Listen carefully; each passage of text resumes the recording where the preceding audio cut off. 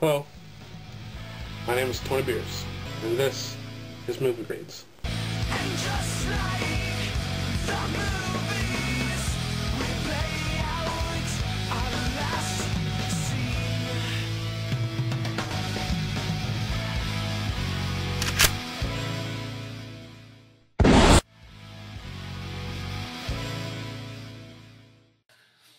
Hey everybody, Tony Beers here again, and I Okay, got Mo with me.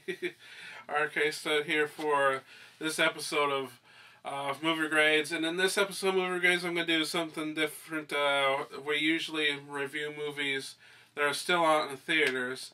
This time I'm going to go for a movie that is direct to DVD or Blu-ray. I got Blu-ray this time, which is Justice League War, which is based off of the first storyline in the New 52 version of the Justice League, which is called Origin.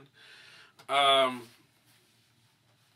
I'm kind of, well, first of all, let me mention that the title is it's somewhat misleading, would you say, because it's not really a war per se. I'd call it more of an invasion. If I were to title, I'd call it Justice League Invasion. That's me. What do you think of the title? Justice League War it is pretty misleading. I was thinking Justice League War. Are they all fighting with each other? Yeah, that's what it makes you think of. Yeah, and they're not. It's a team up. So. It's where they all get introduced to each other and meet each other. They're taking on an invasion from Apocalypse, and of course Apocalypse is ruled by Darkseid.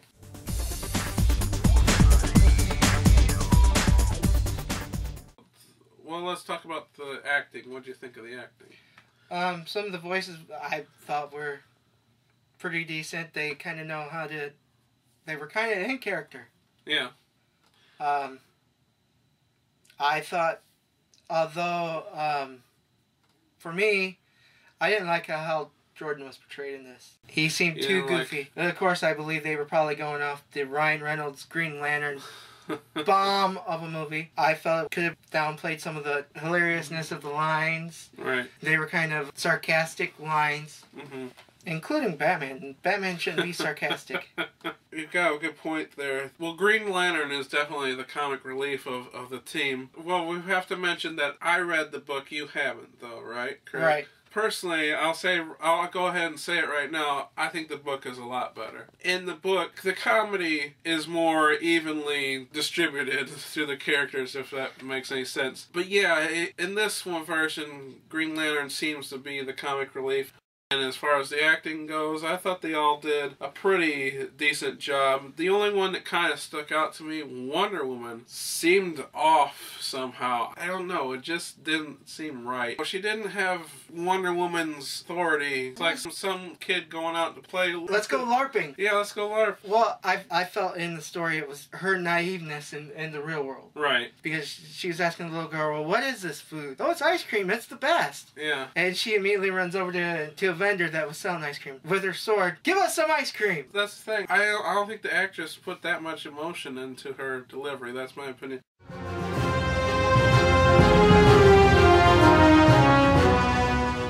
Let's go on to the story, and I'll start off by saying the biggest difference between the movie and the book is Shazam, Captain Marvel, whatever you want to call him, replaces Aquaman for whatever reason. I can't figure it out. Really? You tell me what you think. Well, if it's supposed to be based off something, wouldn't you want it to be kind of close resemblance to it? I mean, yeah. I found Shazam in this a little hokey, but of course, he's a little boy. He is hokey, so. Little boy, so he's gonna sees Wonder Woman. Oh, she so digs me. I'm like, she wants me. I'm like, God, this sounds like someone who. Oh, me. Yes. Very childlike around women. Yes. Unfortunately, yes, I am. I would like to add that Billy Batson steals stuff in this movie. He's a thief. That's one thing that I really hate about this movie. Heroes should not be thieves. What I did find interesting was the origin of Cyborg in this. Yeah, yeah. I was really impressed with the New 52 take. Okay, yeah. Compared to the 1980s version. It was based on basically around the same lines. An alien came through and most of his body got destroyed. Okay. This one, he has ties with Apocalypse, and somehow he's able to beat the parademon virus, I guess you want to call it. Yeah. Since you brought up Cyborg, I wanted to bring this up too. I really like this team's lineup, except for Shazam. And the reason I like it so much is because it is straight out of my favorite version of Super Friends, which is the Super Powers Team Galactic Guardians. I believe this is the first time ever the Cyborg was introduced into a cartoon series, and the first time that he was ever part of the Justice League. Yeah. That's why I really like it. It makes me nostalgic for Super Friends. That's a mid 80s cartoon, and Cyborg was created in 1980. Right, which showed how popular he was. You know, to have his cartoon come up just so soon after his own creation, and to be amongst, you know, the heavy hitters of the DC universe. This is how I found out about Cyborg, was through Superpowers Team Galactic Guardians. It's a mouthful, and I've always liked him ever since. It's because of this cartoon that I liked it. So this cartoon got me into the comics, and I think they introduced him very well. He is a major part of the story. His whole origin is part of the story.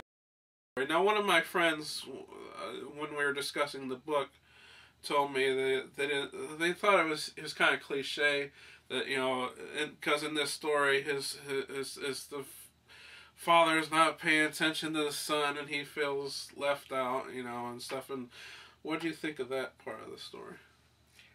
I from personal experience can understand where Cyborg's coming from. Right. Yeah. Those are, and to be honest with everyone out there, it's some issues that I'm having that I'm dealing with right now. Yeah.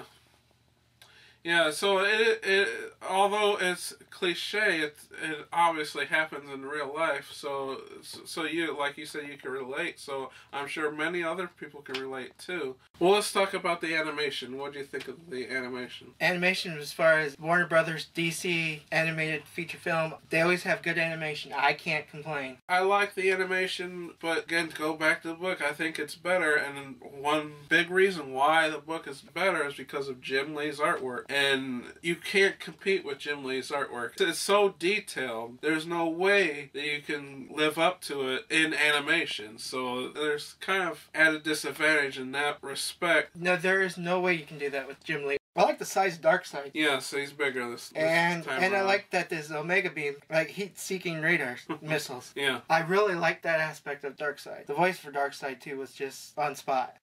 I've been talking about this for months now, but I'll have to bring it up again. Man of Steel. Okay, Superman's the main character in here, and I have to say that I like this movie a lot better than Man of Steel. And you know, I think you agree with that too. And for a few reasons, and one of them being that this movie is a lot more lighthearted than Man of Steel. It's a lot more enjoyable. Would you agree? Yes. Like I sat there through the whole time, and I was like, not knowing the New 52 at all. Yeah. But it was like, all right, I get it.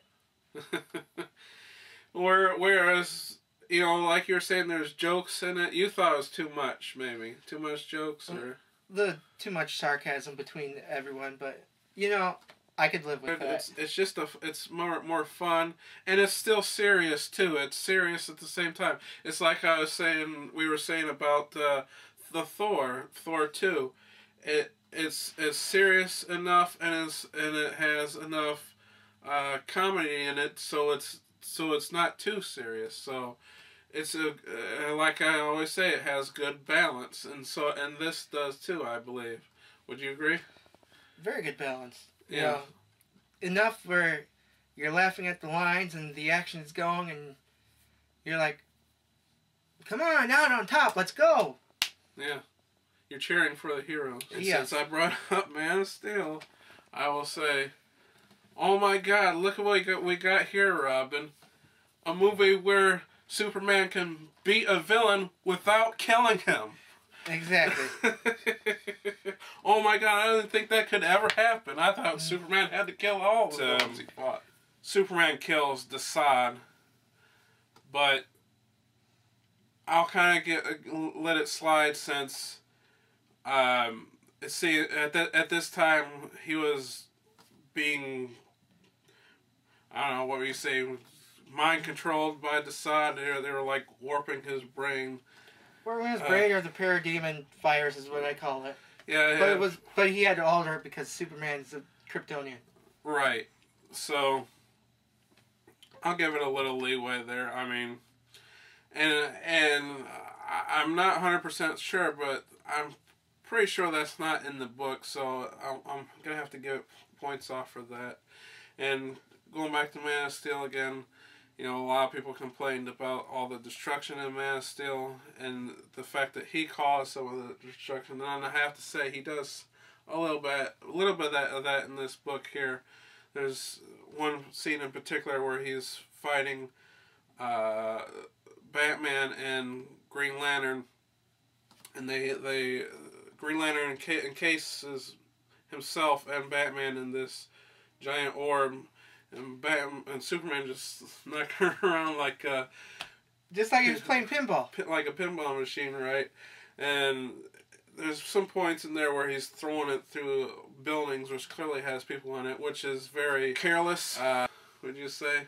Very careless. I will go ahead and say that seeing the movie first makes me interested to see was actually in the book, and comparing that, and I'm really excited for that. Right. Okay, so do you want to give your final grade? Sure. Justice League Invasion. No, War, sorry. Yeah. Invasion would be a better movie title. Is one of the better DC animated movies out there. And while I'm at it, Disney, Marvel, where are you guys at with this? Come on, hello. Yeah. The voices were good. They always do a good job with DC voices, it seems like. Oh, yeah. Animation was good. Definitely give it a strong, solid B. Strong, solid B, okay. Well, I'll have to agree with you on most of that there.